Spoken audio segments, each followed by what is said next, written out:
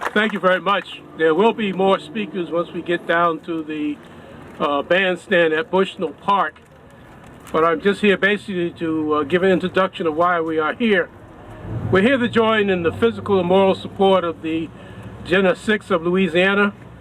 Today we join together as a community of one, a follow-up to the rallies and the marches that took place in Jena and throughout this country 2 weeks ago, as a reminder that the cases of Michael, of Theo, of Carwin, Robert, Bryant, and Jesse have not yet been resolved.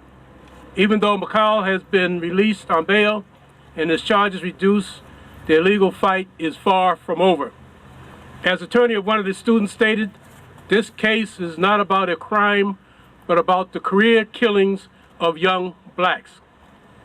All these young men had promising educational and career opportunities that were stopped, put on hold, originally with charges of second-degree murder of a white student who was treated at a hospital and released the same day. After an after-school shuffle that began when 3 nooses were hung on a tree under which one of the black students sat.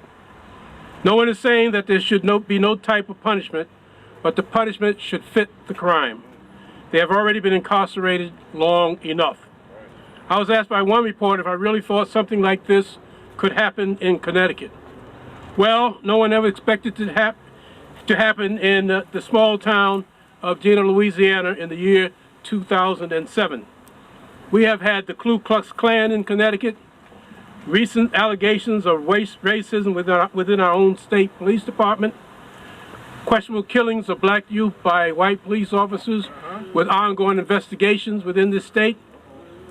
An innocent black man, Mr. Thurman, recently released after serving 17 years in prison, and the terrible incident in Cheshire that led to the governor and some in the state legislature taking a get tough approach against parolees that could again, unjustly and unfairly, penalize Connecticut's large population of African American and Latino parolees.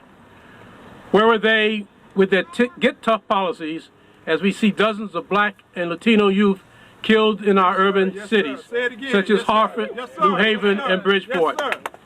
Where was Jody Rail then?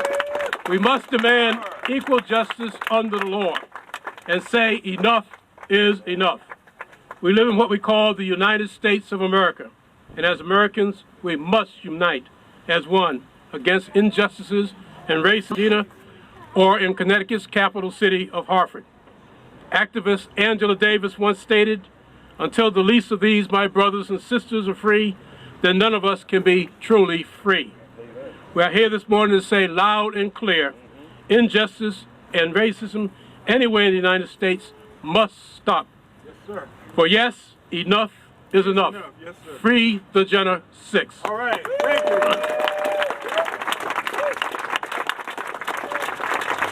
Our next speaker will be Kamora Herrington.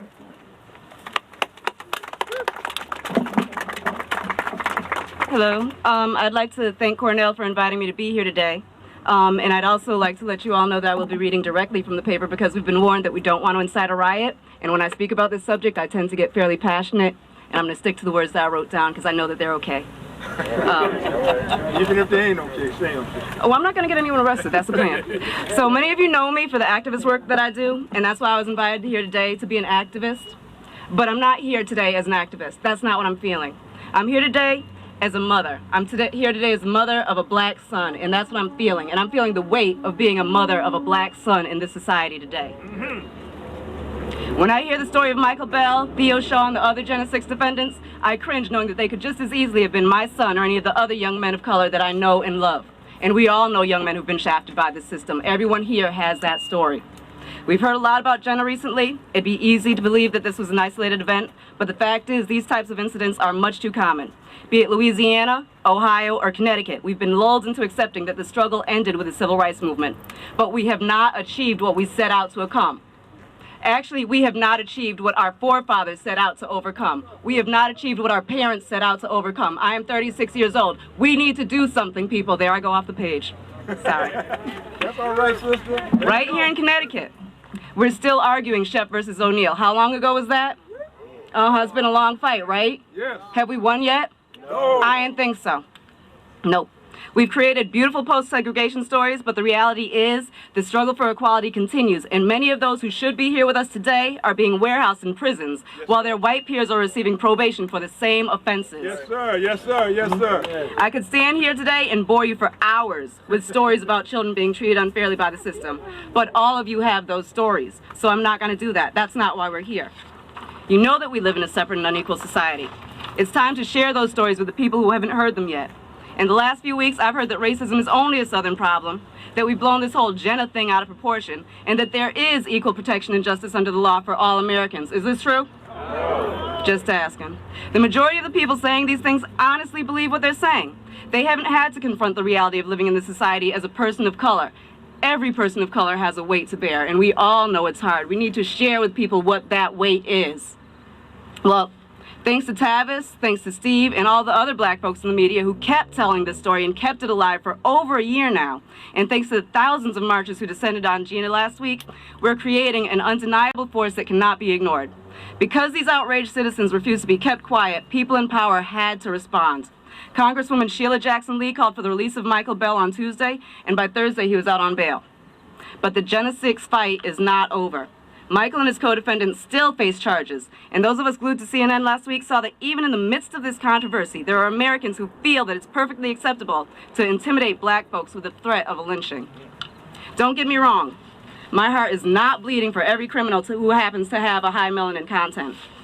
I'm fine with punishing people who break the law, but only and only if there is equal justice for all Americans, regardless of skin color, bank account size, or level of education, because it's not just colored people. We know that. We know that. I don't make 6 figures. I'm not getting justice.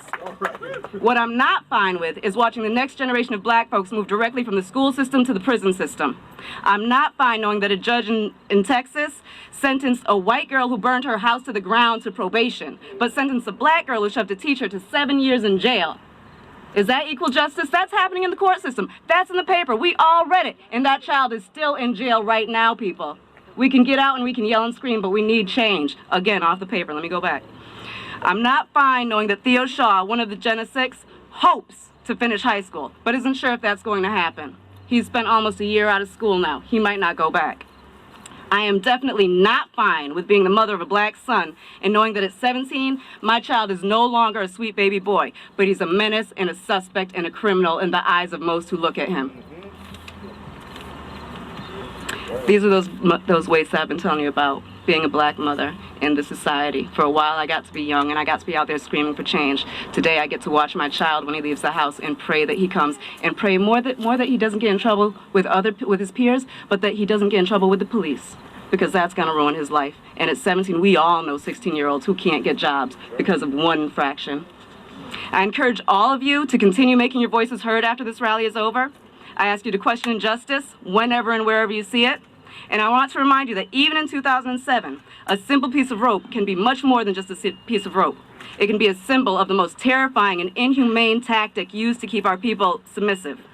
When the white students in Jena hung those 3 nooses from the tree, they knew the historical context behind that act. Yes, sir. Let's make sure that everyone learns this history. Otherwise, we're bound to repeat it.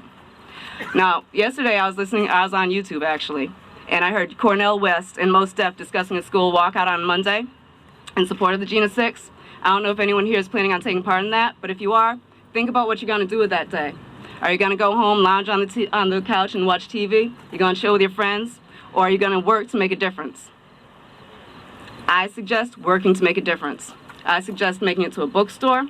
I suggest making it to a library. I suggest learning a little bit about something that's gone on.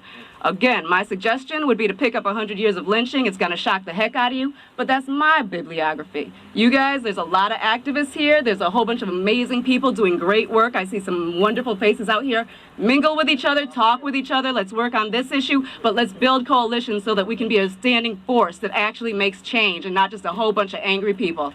Thank you.